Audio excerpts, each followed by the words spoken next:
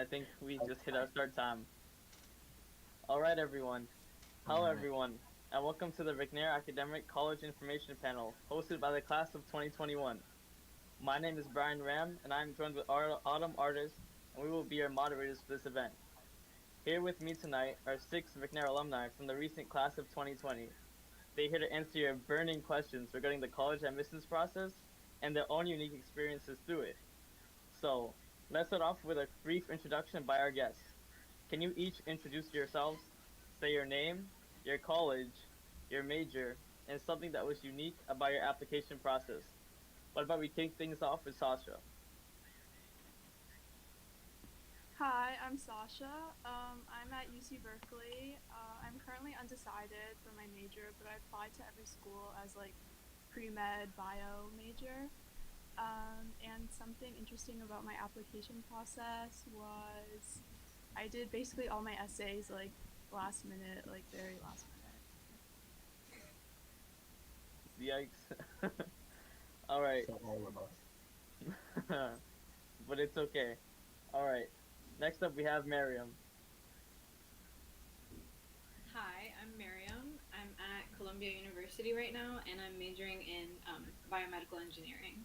And something that was unique about my application process was that I applied through QuestBridge. Nice. What about you, Jeremy? Tell us a little bit about yourself. Hello, I'm Jeremy. I'm at University of Michigan, probably doing math and computer science, still figuring out what I'm doing. Something interesting about my application process is I applied to European schools. Foreign schools. Nice. All right. Next up, we have Isha. The floor is yours. Hi, I'm Isha. I'm at NJIT. I'm a bio major in the 7-year med program. I guess something interesting about my application process is that I actually interviewed with a med school to get in here. Interesting. All right. It's your turn, Hannah. Tell us about yourself. Hi everyone, I'm Hannah. I'm an MES major, or that stands for Marine Environmental Sciences, here at the United States Coast Guard Academy. And what's unique is that I applied to two military academies, the United States Coast Guard Academy and the United States Air Force Academy. And finally, we have Ria. Hi, I'm Ria. I go to NYU, and I am a nursing and mental health major, but I am minoring in the arts. So yeah. Oh, something interesting about my application process was that I did ED. I did ED1 to NYU, early decision. So yeah. All right. Thank you, guys. What a fantastic group of McNair alumni. We have an array of questions from our very own McNair students that are lined up for you guys tonight, and we can't wait to get started. So, with that, let's hit the ground running with our first question. This question is for Sasha. So, how did you find inspiration for what to write for your college essay? And were you ever stumped when you were trying to figure out a topic to write about? I started thinking about my college essay like the summer before. And I think it was a little difficult just because I would like come up with an idea, but until you actually like try to write it, you don't know if like it's actually going to come out into something. But I ended up coming up with like mine was kind of like an analogy, like for like neuroscience and some of my other interests, and also kind of like background on my personal life. Um, and yeah. Yeah, it sounds like a good mix of both like personal traits and also career goals. Does that So, answer the question? I feel like I missed it. no, yeah, it is. Okay. All right. So, Ria, you talked a little bit about ED. So, do you recommend doing ED2? Or does it give you the same advantage as ED1? What's your take? So personally, I chose.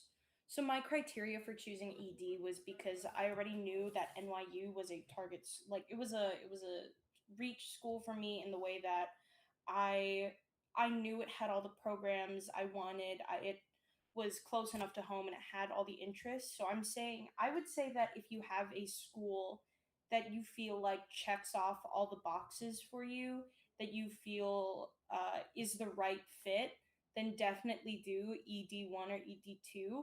The shortcomings of it would definitely be the guarantee that you have to go, especially on the basis of like financial aid, because I know NYU has a policy where if it's too much to pay or too little financial aid given, you can drop out. Um, and also just like, maybe going through the college process a little more. I know I talked with my parents and they definitely were like, as much as we love that you got into NYU, we would have loved to see like where you got into other schools. So it was a mixture. It's a mixture. I would definitely say for people who have their hearts set on their dream school, one that they know will be a good fit for them, I would say definitely go for it. Definitely go for ED. And it gives you more of a chance to like establish like friendships and connections and network a little bit. But if you don't want to, then that's totally fine as well. So, yeah. Thank you. Our next question is for Jeremy. So, Jeremy, do you have any websites that you can use to search for scholarships and apply for them? If so, which are they? Honestly, I don't know the scholarship websites that well. Uh, some other people here might know it a bit more than me. Feel free to jump in if any of you guys know any websites that you use for scholarships.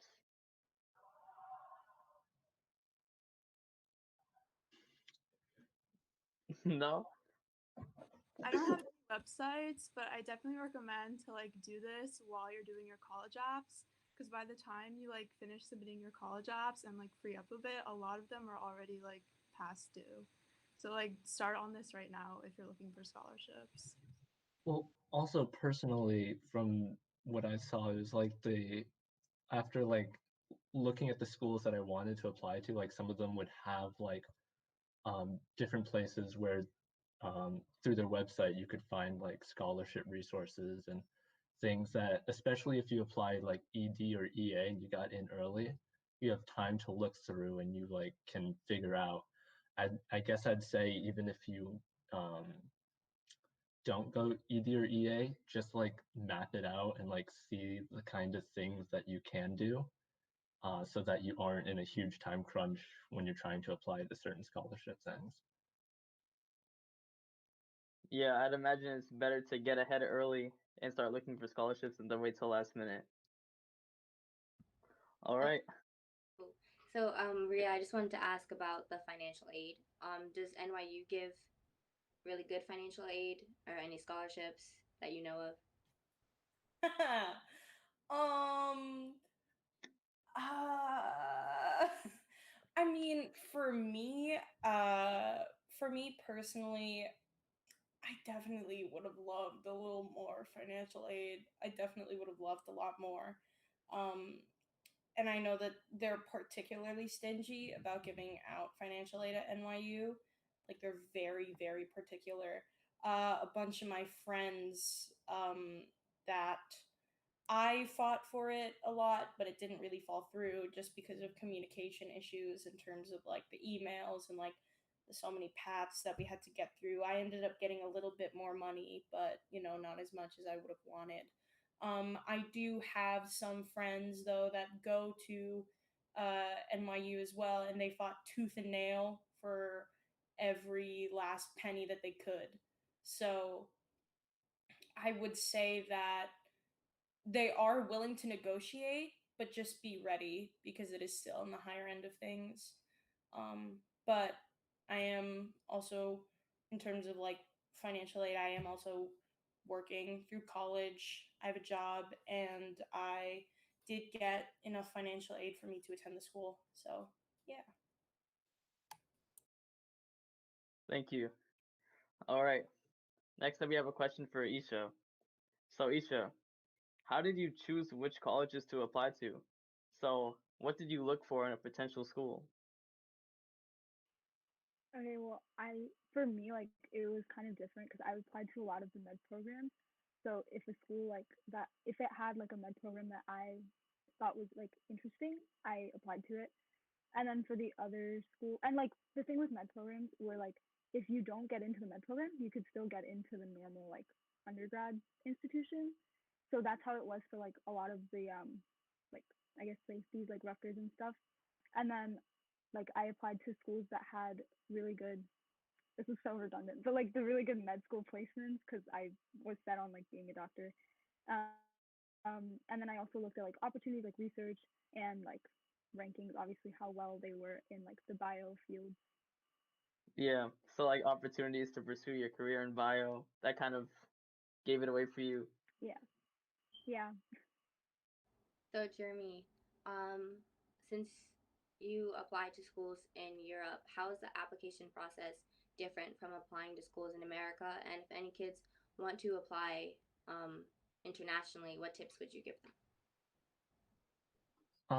So the application process, I can definitely say in I think it's the EU, or is it the shoot? I don't know if I'm speaking for the UK or the EU right now, but I know that there's this separate application process called the UCAS, and it's very different because they only let you apply to 5 schools total, and it's one like main essay for it. And from what I've seen, like American schools are very focused on just the like their fit and like all these like extracurriculars and like all the different things you want to explore during your time at college and what kind of person you are. And I think that's important. But I feel like at the same time, they stress a lot more with like practical experience and specific things in this subject you're interested that you want to pursue. Because I think if um, for again, I don't know if I'm talking for UK or EU schools. You give me a second, to actually just look it up. UCAS. It's called the UCAS, and it's okay. Yeah, for UK schools. Um, and I know the schools there. Usually, you don't want to apply unless you know what you're interested in, want to pursue. I think American schools are very good, especially with like if you don't know what you want to do and they let you explore a lot of options and you really get the full breadth of like I guess what college could offer you and the different worlds you can explore. But I think UK schools are really good at just honing in on one thing that you're specifically interested in. Um, and I think those schools are also because they're only 3 years long compared to 4 because they're so focused. Um, if so, because of that, I think actually the financial issues of going halfway across the world isn't as bad because you're just spending less overall on your college tuition. So, with that in mind, do you think it'd be harder to change majors? Definitely, yeah. Sounds very different from the college application process here in the US. That's for sure. Okay, we're gonna move on to our next question. This one's for Hannah. How many colleges did you apply to, and why did you choose that specific number of schools? Okay, off the top of my head, I can't exactly remember, but originally I had my rough draft list was like 16, but then I narrowed it down to about like 11, which is it's still a lot. It's a lot of schools. Um, why did I choose these schools specifically? It had a lot of factors. Major was one of the biggest ones, so I knew I wanted to focus in on like science, specifically environmental science or like biological science, even marine biology, which I applied to for some schools. So that's what I looked into the most is with schools, not even like what was ranked like number one, but more of like I looked at other things like internship opportunities, research opportunities, like other things that are involved in those colleges, not just like how good their program is. I also looked in like forums for like what the students said and how they felt. And then I factored in financial costs, factored in distance a little bit, although I wasn't really shy with like applying. I applied like to like UC schools as well. Um, And then there was like factors like size, like how many students they have, how the student to teacher ratio. I even looked at like how well their food was ranked, little things like that. That is Um, important. I mean, yes, yeah. And what helped in like applying to so many schools was all the fee waivers I got, because junior year summer I did like flying programs. I visited. Sometimes you can get fee waivers for showing interest simply as like visiting the school, or if you do like a summer program, like I did a summer program for a week and a half with Drexel University, and they gave me a fee waiver. So like little things like that helped with like those little costs that like might deter you from like applying.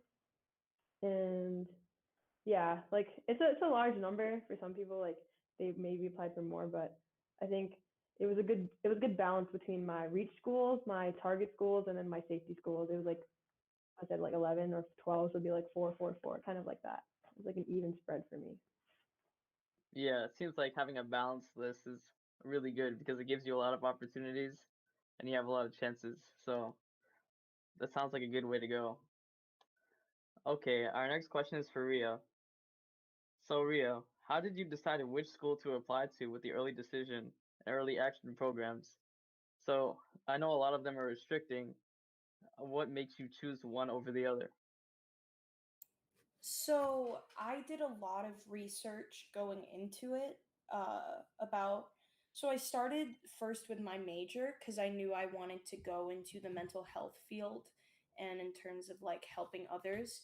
So I didn't want a psychology degree directly because I felt like I did not want to go for a PhD in psych because it would take very long.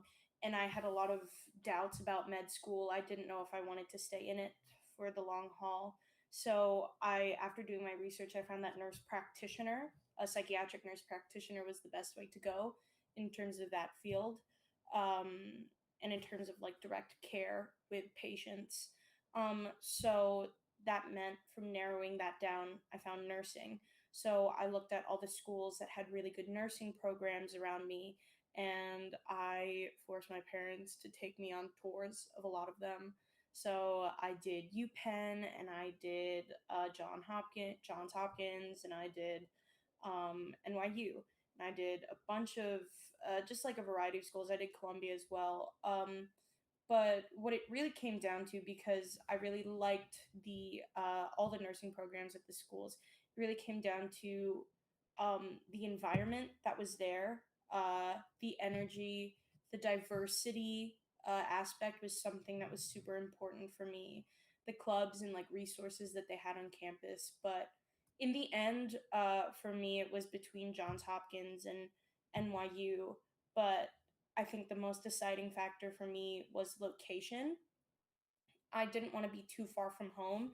And at the same time, I felt like I could really network in New York City. And I had already spent so much time there because of like theater and work in the past that I really felt like I could establish a career for myself. Not only thinking of like, the connections we make with the faculty and like the planning and like, like getting around New York, but also the connections with the Langone hospitals, getting in contact with different NYU alumni. I think those factors are really important. So, just to sum it up, it was location, diversity, and the resources that they offered. So, those were the main factors for me. So I have a question for Miriam. So this person wants to know how involved you have to be in order to get into a good college. So how involved were you in high school? I think the best piece of advice I got when I was a freshman was, what are your two clubs going to be? Like, someone asked me that, like, what are your two clubs going to be for the rest of high school? And I kind of just stuck with that, where it was, I just picked science research and Model UN, and those were my two. I committed to those. Those were the ones that I went to a lot. So in terms of like just general club involvement, I would say it was limited in quantity but pretty high in quality. Um, and then obviously I did NHS and I was involved in the school in that way. So I was involved because I was NHS treasurer and then I was NHS president. So my involvement mainly came in that way, but I would definitely say that as long as you show that you're willing to like be there and show up to events and you're actually like a dedicated person, um, I would say that's a lot more important than just having like a lot of clubs to list. 100%. Like, best piece of advice genuinely that I got was pick 2 clubs and stick with them. Quality over quantity. Mm-hmm. All right, our next question is for Sasha. So, considering you got into UC Berkeley, what do you believe was the most defining part of your application? I think my essays were really genuine. So I took my like Common App essay was kind of split into like 3 different sections, and the UC application requires 4 essays. So I kind of was able to like take each section and make it its own essay, and then write a 4th one. And so I think since my like essays were so well, I mean, I thought they were really genuine, and I put a lot of time into my Common App. And so I think that's kind of like what ultimately like got me here. And I mean, I think that's really important. I think your like extracurriculars and your essays kind of say a lot about you, just because like right now everyone has the same grades and everyone has the same test scores. So you should definitely try to like differentiate yourself and kind of see what's unique about you and like push that in your application. So I have another question for those who are commuting to college. Um, I think Ria is, if I'm not mistaken. So how do you feel about commuting? What are some pros and cons? Um, okay. So I would say to start with the cons, I guess the hardest part is not you. There's a part of you that feels like you're not part of college yet. Like, it doesn't feel, it's a lot harder to make friends, I would say, definitely because everyone, you get a text in a group chat where everyone wants to hang out at like 7 p.m. and everyone says, cool, meet you in 15. And it's not as easy when you live, a little ways away. So it's definitely harder to establish those connections. Um, but I will say the pros are, of course, saving money, but also, especially at a time like COVID, um, especially at a time like COVID, I guess that feeling of being home is something that you really find comfort in. I mean, just being able to sleep in your own bed and you don't feel like you're in a foreign environment. You feel comfortable, especially at a time where it feels like everything is up in the air. And also, for me personally, I don't have a roommate, which is pretty cool. I don't really have to like share a space with anyone. I mean, like aside from my parents. So, but yeah, I would say dorming dorming does have its advantages of like being independent and like making friends, but at the same time, commuting isn't as bad as it seems. So Thank you. All right, next we have a question for Miriam. So, how did you balance going through the early decision Questbridge process with classwork and extracurriculars as well? Do you have any tips for those that need help with time management? And this is McNair, so feel free. So I started working on my Questbridge essay very early during the summer. I knew that I wanted my essay to be perfect. I knew that that was my strong suit was in my essay writing, and I knew that that's where I wanted to put most of my focus on. So I did start that during the summer.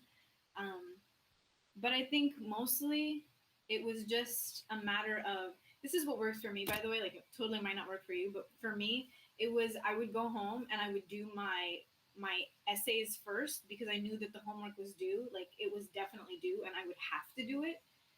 Whereas if I did the homework first and I was super tired, by the time I went to do my college essays, I was just gonna be like, no, let me do it the next day. So I'd always just do like whatever wasn't due first, to kind of like force myself like into that that hole where I actually have to do everything. But in terms of time management, I would just say, I mean, it's definitely going to be a tough couple of months. I'm like not going to sugarcoat it. It is kind of hectic, but I think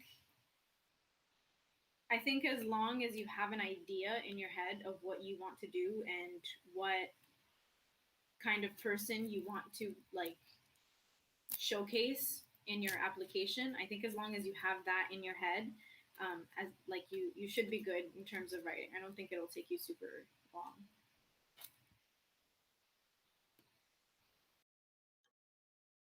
All right, thank you.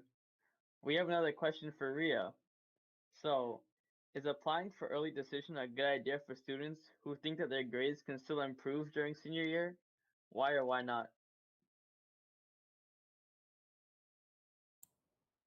I mm, if you feel as though your grades are at their peak and at their best at the beginning of senior year, which is definitely how I felt, um, then you should definitely apply ED if that's the only thing that's holding you back. If the only thing that's holding you back is like, I don't know about my grades. Well, then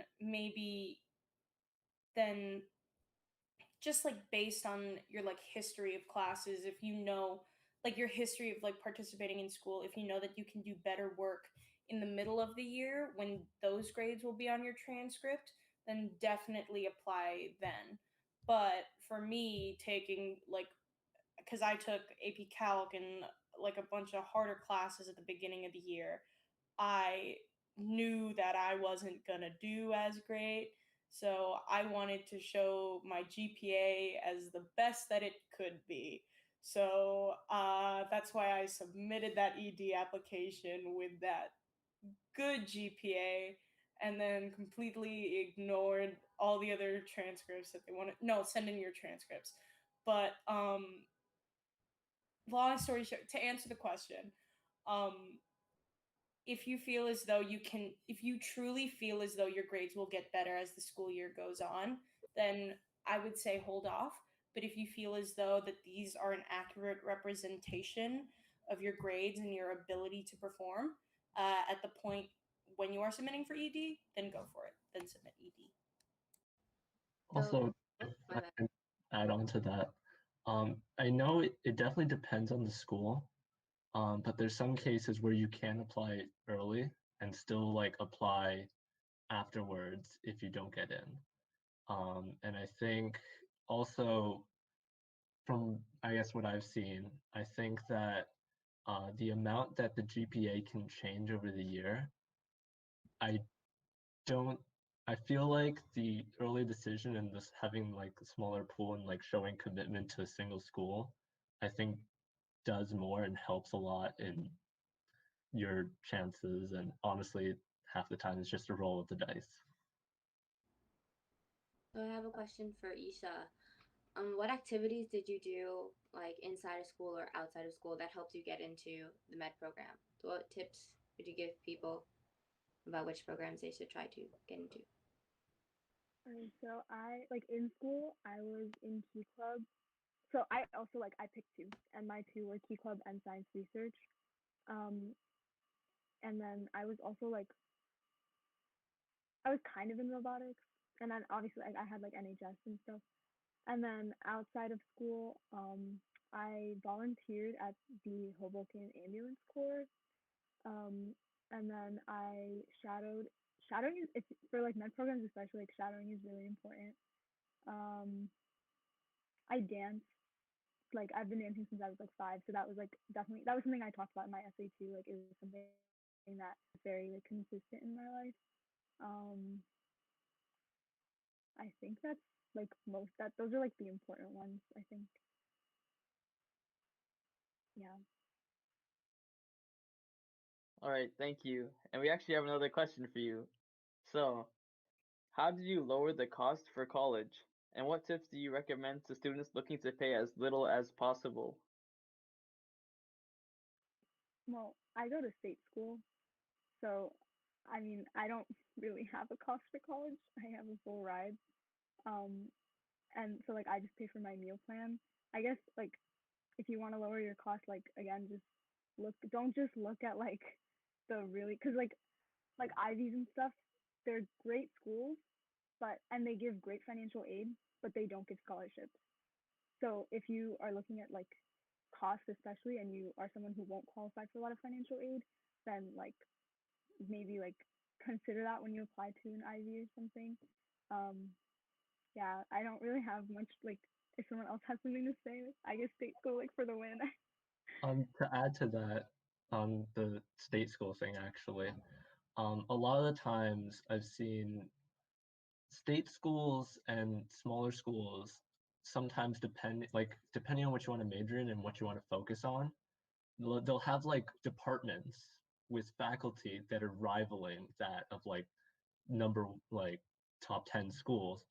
And if you're looking to like there are like some state schools overall might not be technically ranked that high, but if you only care what you want to focus on, definitely look at the departments and see which of those has like would still be cheap, but has a strong department. And I will also say I have a friend who is studying like something really specific and is going to state school. So by doing something very specific, there's lots of like grants and other stuff available there. And he got it to the point where his parking costed more than his tuition. So that's Also, definitely sorry, I thought you something were to done. look Okay, at. also adding on to the state school thing, like state schools have honors colleges, which is what I'm in right now, and those honors colleges are like they're gold mines. Like because they're really good like places to study, and they give you more like scholarships if you get into the honors college. So definitely like if you're applying to like any like state school, if they have like an extra essay for the honors college, just try like shoot your shot. You never know if it'll work. So, I have another question for Sasha. So how is the application process different for colleges in California? Do they use Common App? I don't. So we have like the eight state schools, like University of California schools. They have their own application, the UC app, and basically you have like option of six different prompts. You need to choose four. I think they're like 400-word essays. So you choose four of this out of the six prompts. You submit your test scores all the same, and then you list your activities and you list your awards.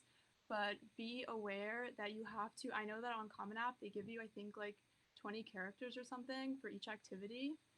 On the UC app, if you're submitting it, you can write like a whole paragraph. So make sure you have that ready because I was doing it like the hour before, and I thought I could just copy and paste, and that's not the case. So yeah, but pretty that's it.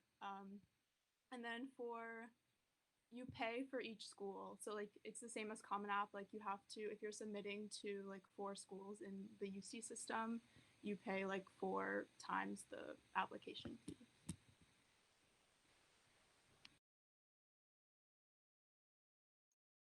Thank you. And moving on to our next question. This one's for Hannah. So, Hannah, during the college admissions process, there's a lot of writing to be done, from essays to supplements to the personal statement. So, what are the best essay writing tips that you can give? Whether it be getting peer feedback or doing an outline, what would you say is a good writing tip? I would say number one advice is use your resources, mostly your teachers. I didn't take AP Lit, but I know people who went to Miss Smith got a lot of help, and she was more than happy to help them. And but I had Miss Ahas, and like I asked her for help, and these like they're obviously gonna like they want all of us to go to college, and they're more than happy to help, and they like know what they're talking about. So I definitely like use your resources, your teachers, email them, ask them for help. And second advice is organize, organize, organize. Like it's really important to know like what you have to do when it's due and like what you want to do. Like it's a lot of do's, but I made like a giant Excel spreadsheet with like all the things I needed to do. And at first it was overwhelming, but it was like being organized from the start and being organized early will help you to stay on track and will help you to make sure that you don't miss anything. Um, so like with the essays, like I knew like Common App, like that was like the big one, and I wrote which schools would be covered by that one essay.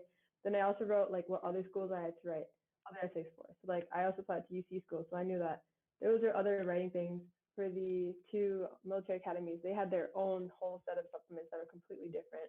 And I made sure to write that down so I wouldn't forget that. And yeah, that's pretty much it. So I actually have a general question for everyone, if you can answer in a couple words. What was the hardest or longest part of your college process? Like the Common App essay, the supplements. We can start with Isha. I think for me, it was, I don't know, because I wrote a lot of different drafts of my Common App. So for me, like the Common App process was really, really drawn out. And the supplements, I kind of like, they, supplements are like fairly similar for most of like a lot of the times you can reuse them. So I guess the Common App was longer. I don't know. It was both.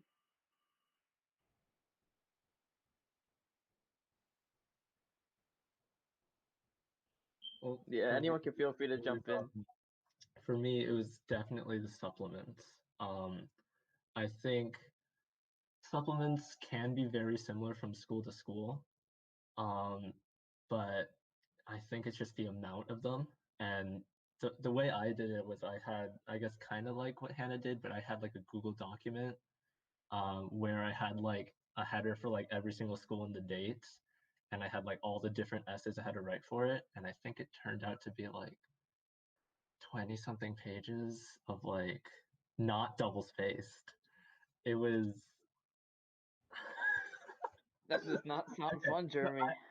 I also I applied to too many schools, I think. How many schools did you apply to?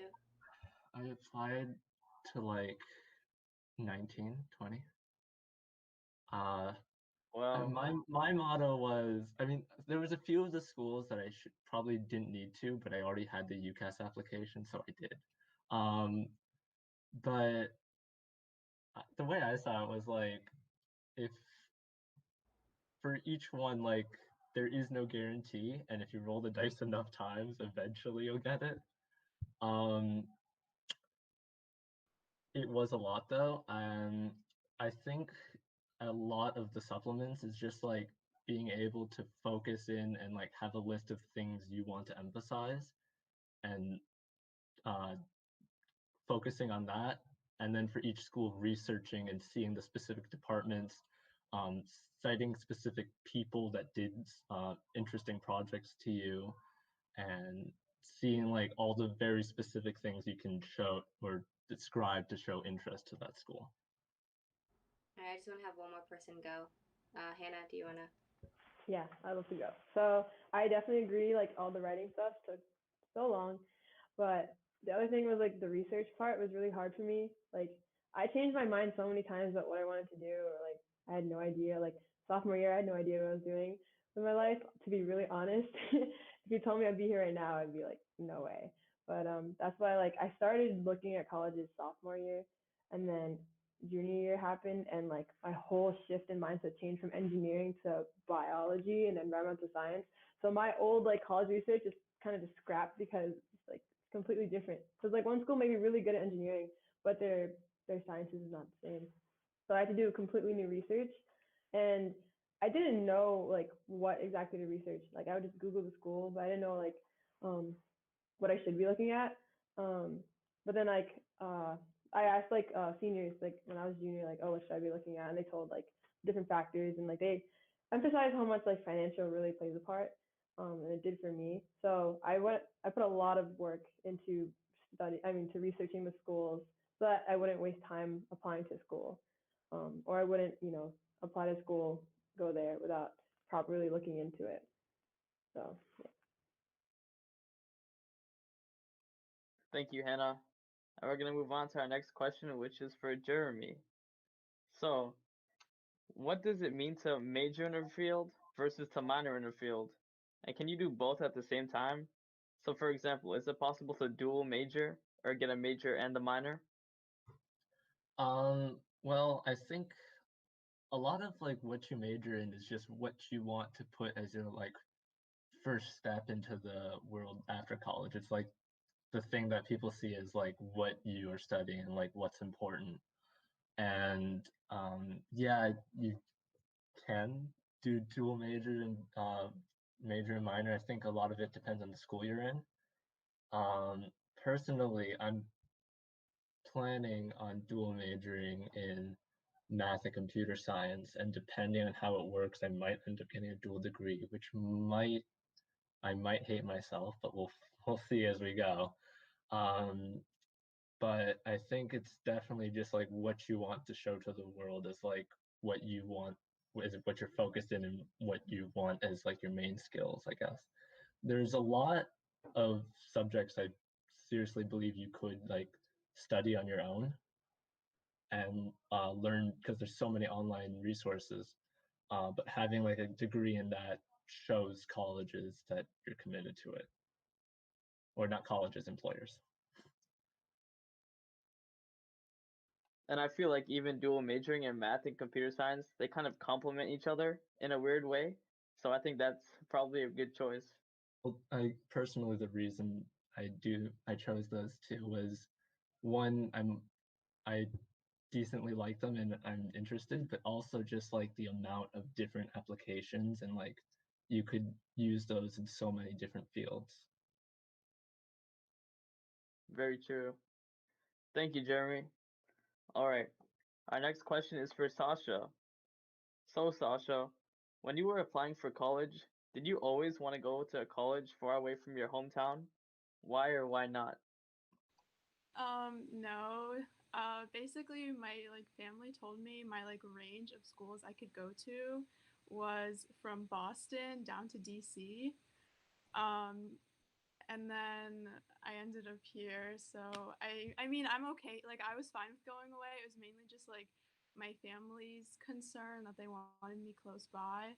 But I mean, I'm happy I'm here, and I think that like the adjustment has been fine. And I definitely think it's a good opportunity just because I know that like I will, since I'm probably going to be like in living on the East Coast like for the rest of my life. I think it's a good way to kind of really explore a different place, and kind of get to see other aspects and be able to travel to other places. So I mean, I definitely think you should consider it, but I mean, it depends on financials and family and stuff too. So.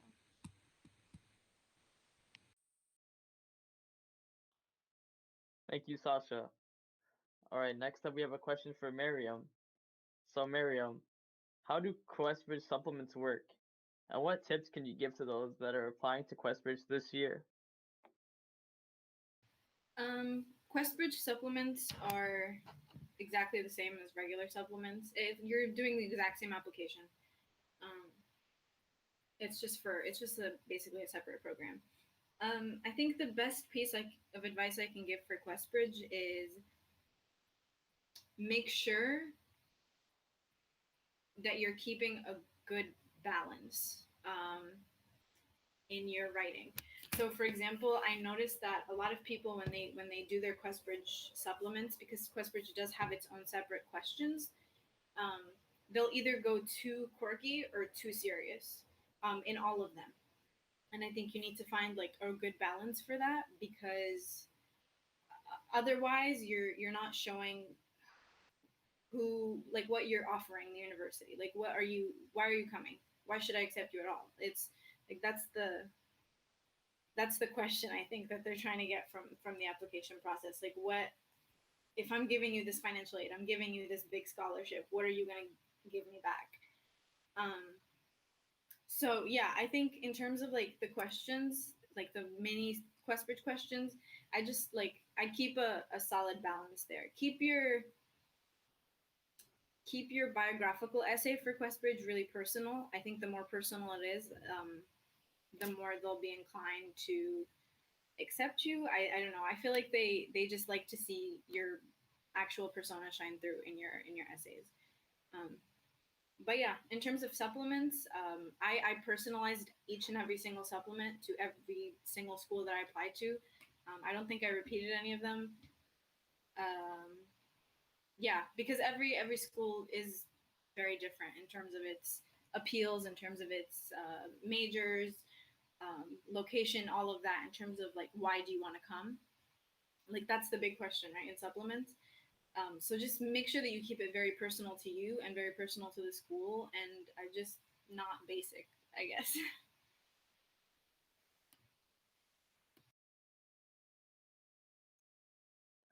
All right, thank you. Our next question is for Isha.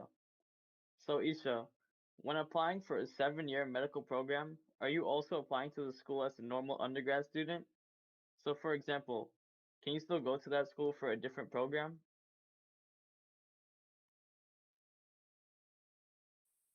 So it depends on the like school, but for most of them, yeah. So like if you apply to like BU's med program, like you could get into normal BU, but not the necessarily the med program. I know that's how it is for like Rutgers, and NJIT, and TCNJ, and Stevens. Like all the ones that are connected to like New Jersey Medical School, they consider you normal, like for regular decision too. Um, I think most of the ones I applied to were like that. So you had like the choice. If they like denied you admission from the med program, they were like, do you still want to be considered for regular? And then you just say yes or no.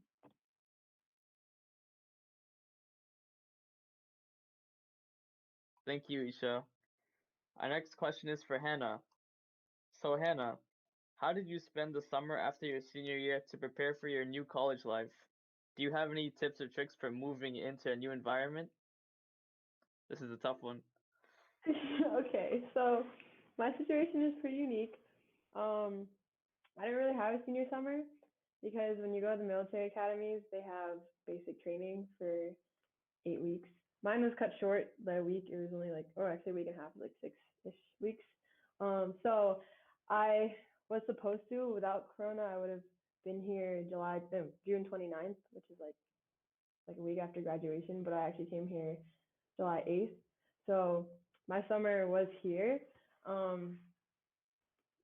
But I mean, I did get to meet like my future classmates in my like platoon is what we called it. And the main way of like making like friends and stuff, or like I mean the main way of like adjusting was making friends, and I was able to make friends during the summer. But honestly, like it's still work in progress now. Like the reason why I'm able to just get through each day, like every day is really tough here, is the people. Like I honestly every day I ask for help at least once. Like I know that for a fact because I'm not able to get through here alone, and neither is like my roommate or like my neighbor next door. Um, that's the best way, is to just don't try to take everything on your shoulders by yourself. Like ask for help and like just like talk to people, and like I can be a shy person, but at the same time like I came here like wanting to make friends, and like in doing that I've been able to adjust so well because the person to my right and left is struggling just as much as I am. We're all going through the same thing, which is really nice because like before coming here, like being at home or like even like with like my family and friends back home, like nobody really understood like my situation. Nobody was leaving for like college so early either. But coming here, like everyone is in the same boat. And so like just talking to people and like sharing our experiences before the summer, during summer, and even now, like it's helped me adjust so well. So my main point is just to go out and talk to people, make friends and everything. Can you talk a little bit about the military school application process? And what's that Yes, like? I would love to. So I feel that honestly, I don't think the military academies get enough light in our schools, especially the Coast Guard Academy. So there are 5 academies. There's the Coast Guard, Air Force, Navy, West Point, which is Army, and then there's the Merchant Marine Academy, which is in Kings Point. And the Coast Guard Academy application is a little different from the other ones. But to start, the application process is kind of like your normal one, but there's more. So you have the basic. Let's say you like take the Common App and add more. So you have like Common App for each school has their own applications. They have the supplements. They ask for your grades, all this and that. But then there's a medical examination. There's a fitness test, and some of them have interviews. Because for the Air Force, Navy, and West Point, you need congressional nominations. So you can apply for those to your congressman or your senator, or you can go up to the vice president depending on your circumstance. So I applied for the Air Force Academy, so I had to do all the applications, get my medical done, do the fitness test, and I had to apply for the nominations from the congressmen and the senators. And those 2 applications were separate applications themselves.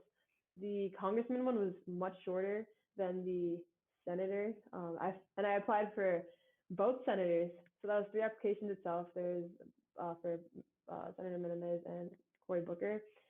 So for both those senators, I had to do interviews, and for the congressman, I had to do interview as well. So that in itself was a whole nother addition. Um, and after that, if you get considered, because there's like you can be in different levels, like like you have to pass different phases of like acceptance. Um, for like the Air Force, I passed like the first step, the first phase of like I was being considered. Then I had to go through another interview with somebody who was actually in the Air Force, and then they narrowed down and stuff.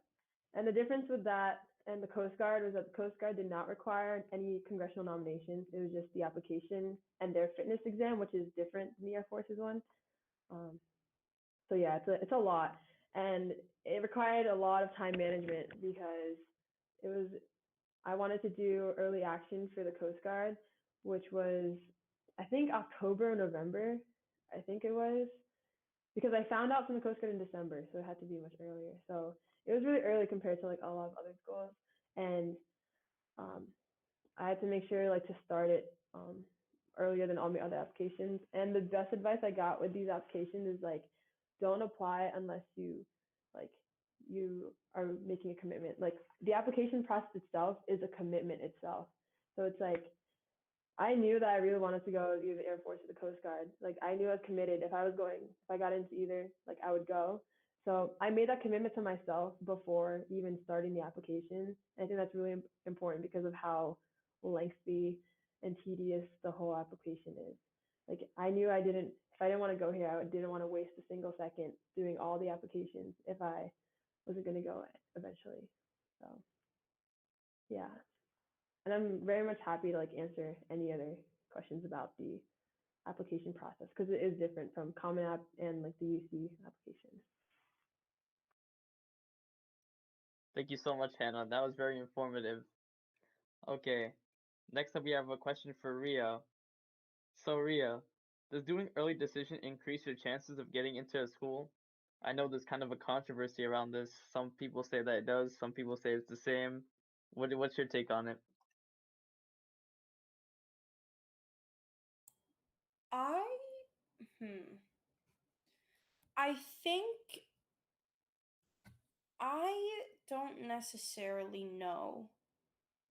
I think that I don't know if it necessarily gives you a better chance of getting into the school, but it definitely does show the school the commitment that you are willing to give to attend.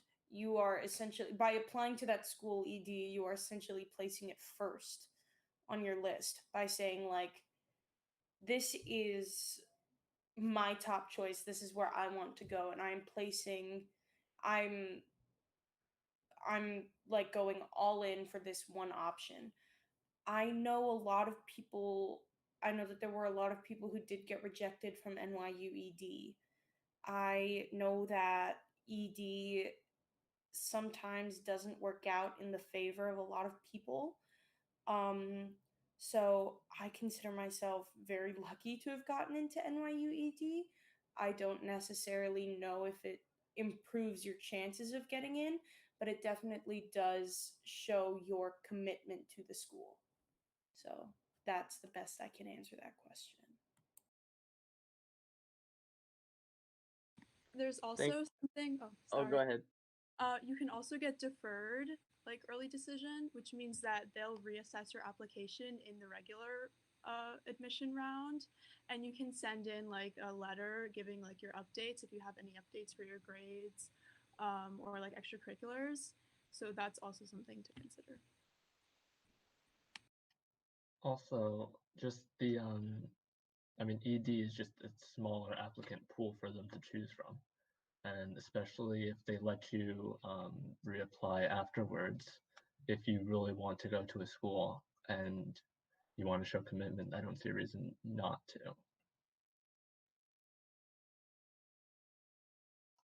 Thank you guys. Our next question is for Sasha. So, during the college admissions process, there's a lot of moving parts. So you have essays to recommendation letters, early action, early decision, and so much more. So what would you say is the best source of information for students looking to navigate this process? Whether it be your parents, your guidance counselors, an internet resource? I think personally, just speaking to upperclassmen who have already gone through all this, and you can Like we're doing right now? yeah, you can like ask any questions to, just like as they come up. I also think there's a lot of like YouTube videos that kind of address like all aspects of the process, and a lot of them are like school specific. So you can probably just find like a YouTube video with someone like giving you advice on whatever you don't know about.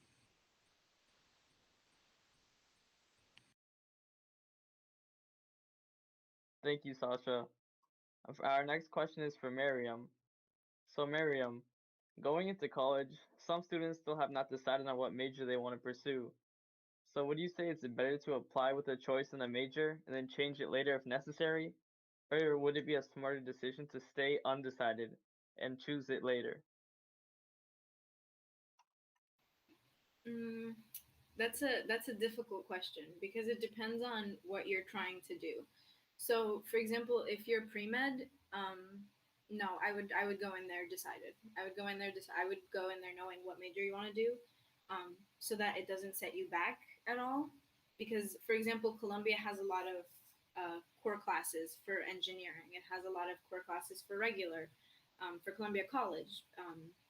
So the requirements are different depending on your major. The general way your schedule is going to go is different depending on your major. So if you're pre-med, or if you're going to graduate school at all, I would say it's a little bit better to go in there having some idea what you want to do. But if you don't, it's not a huge deal. Like if you don't know what you want to do and you're just trying to figure it out still, I don't think it's the end of the world. And you do have until the end of sophomore year, basically, I think, for most schools to decide.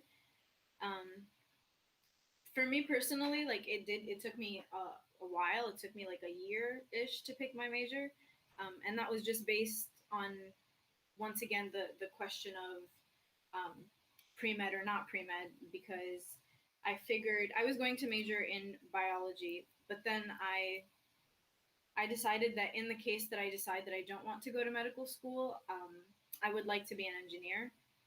So I just went with biomedical engineering solely for that purpose. Mm, but yeah, I think in terms of like, look at the requirements of the school you're trying to apply to, see how being undecided can help or hurt you, and then go based off of there because each school is a little bit different in that.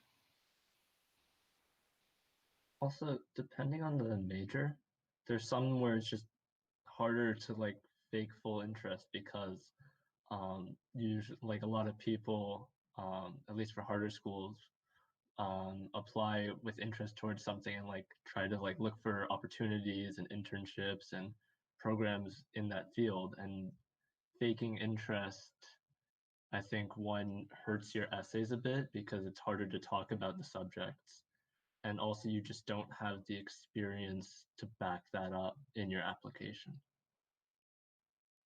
Oh, and with engineering specifically, most colleges tend to have separate schools for that, and the transfer process can get a little bit messy. So if you are trying to go into engineering, I would say like that should be like, you should be set on that. Like you should be going in there knowing that you're going into engineering, because otherwise, like for me, for example, if I decided that I didn't want to do engineering, I would have to transfer schools. Like I would have to transfer from like the School of Engineering to Columbia College. Alright, thank you guys so much. And with that, it looks like our time's up for tonight. We hope that this panel has been both fun and informative, and that you left here tonight with a greater understanding of the college admissions process and college life in general. Before we leave, I'd like to just thank the class of 2021 class council for hosting this panel, and also a huge thanks to our class advisors as well, Mr. Doyle and Mr. Daly, for helping us put this all together. It honestly wouldn't have been possible without your guidance, so thank you so much for that. Thank you, Autumn, as well, for moderating the chat and bridging the gap between the audience and the panelists at home. And finally, a huge thank you to our panelists. We wish you all the best of luck as you continue your college journey and beyond. You guys will always be a part of the Cougar family here at McNair Academic, so don't forget that. Thank you all once again and have a great evening. Go Cougars!